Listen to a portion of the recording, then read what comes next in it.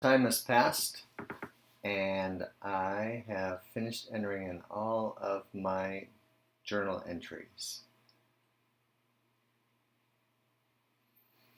And if you need some help with that, I can post another video on that. But didn't want you to just sit and watch me doing all that. All this is in the text. Some of them are kind of tricky.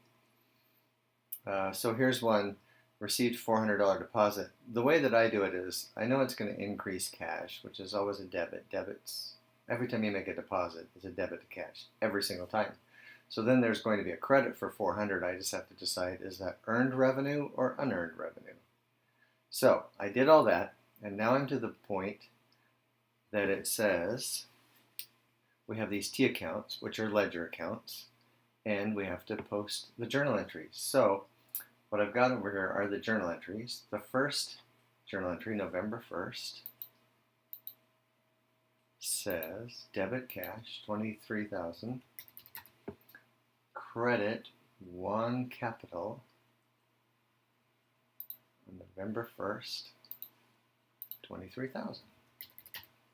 First journal entry is posted, and I would normally just check these off as they were done. I can't do that in the snipping tool, I don't think, which is fine, but normally I would check them off. But that way, if I leave and come back, I know where I stopped. But I do them sequentially. Don't go down and try to do all the cash ones and then come back. Just do each line item separately. So the second one, November 2nd, is a debit to rent expense. And I'm just doing what I told myself to do here. Rent expense, where are you? There we go. Debit rent expense on November 2nd for $1,000.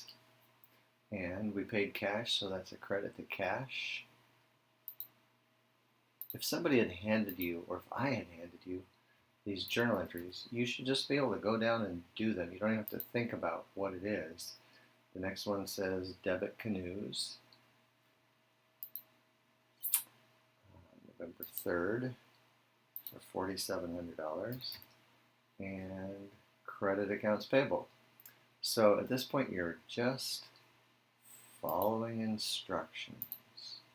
This is not going to be any fun to watch, so I'm just going to let you go on your own, and I'm going to go on my own and finish this up, and then check back in with you soon.